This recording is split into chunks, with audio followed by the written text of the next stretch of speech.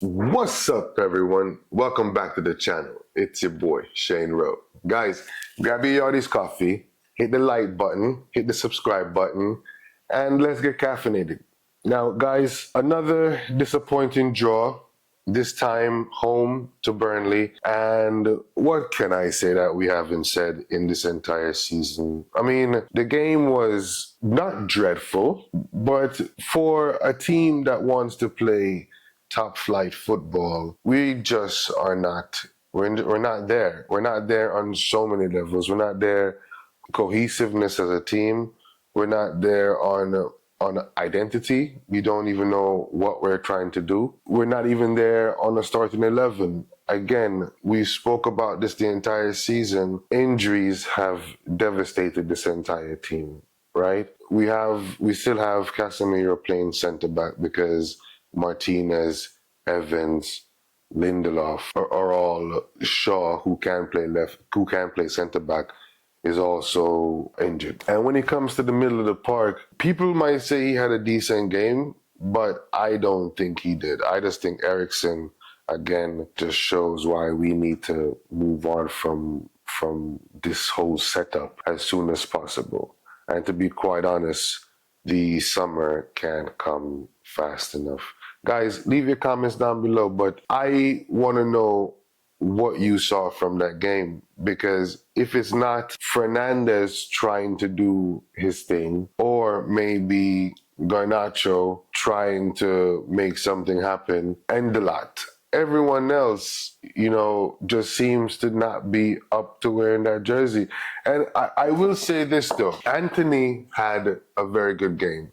And while I do think that Anthony should be more of a winger, he does offer you some kind of protection as well too, and helping out, tracking back. I saw him do one big gut busting run to help back, and I think he even got the interception or the block to make the tackle. So there is the desire and there is the passion, where at this point he seems to lack the skill. But I think he has the skill. I don't think Ten Hag would get him if he didn't have the skill. Speaking of Ten Hag, the only thing, again, I don't understand with Ten Hag sometimes are his substitutions. And again, yesterday he took off Rasmus. Mind you, I don't think Rasmus had the best game, but you take off the only recognized striker and leave on one of our struggling midfielders. I don't understand why you couldn't take off Eriksson, put on Scotty, and put on Ahmad. Overload the middle. Do something with that, because the middle seems to be where we're getting overrun over and over again.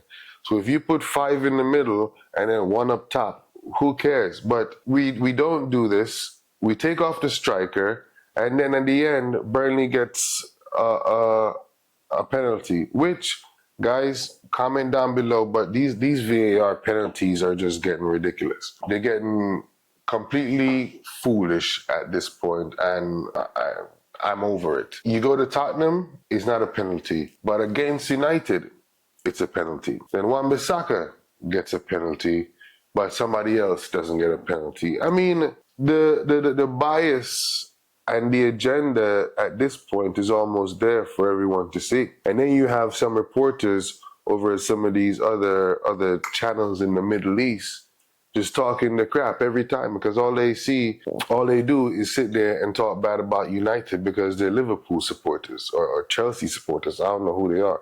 But on this platform, we have our space to talk, and you guys are a disgrace to the whole profession of sports journalism. Real talk.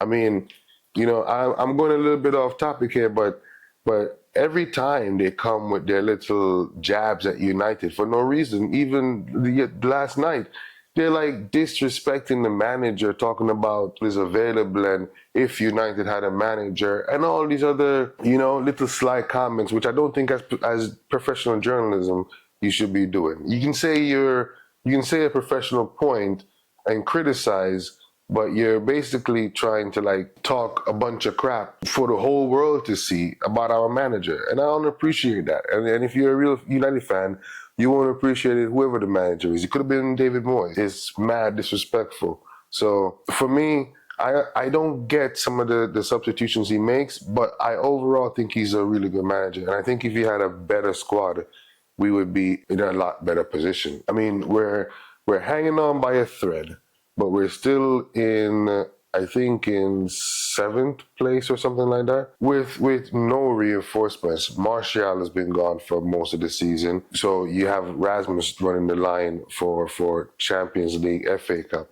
and the Premier League. Bruno is the only one in the midfield besides Scott McTominay. Let's give him his props.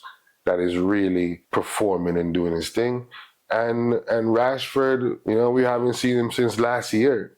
Truthfully, thank God Anthony finally got his first goal in the Premier League. So we're not in the best of situation, and we finally have a positive goal differential, and we're sitting at seventh. If we can keep a little bit of consistency going for the next few games, if we can get some consistency in these VAR calls too, because this is top flight football. Every little bit makes a difference.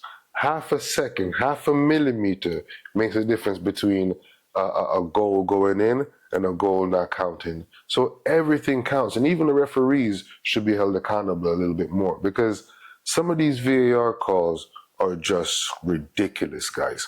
But with that said too, we should be finishing off teams such as Burnley, who are fighting for regulation, which for some reason teams fighting for regulation always have that little bit extra dog in them to secure the points.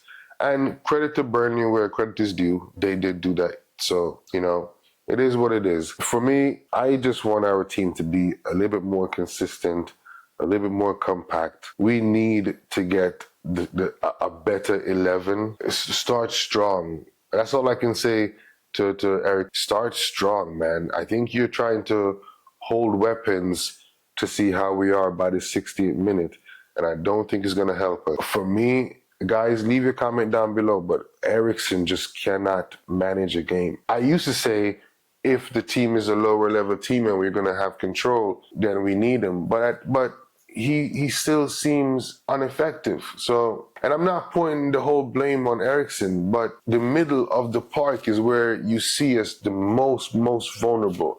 It's not the left, it's not the right.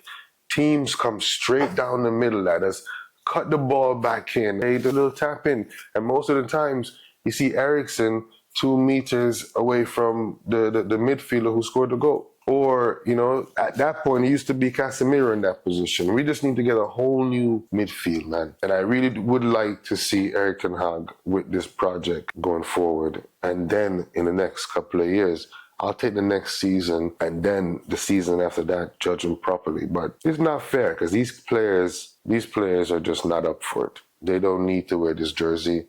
I'm repeating myself, but I'm more disappointed in the players this season than I am in the manager. For what we have as options and how they are performing, it's even a miracle we're in the position that we're in. Guys, leave your comments down below, like the video, comment and subscribe. Thank you for watching. God bless you, and GGMU. Peace.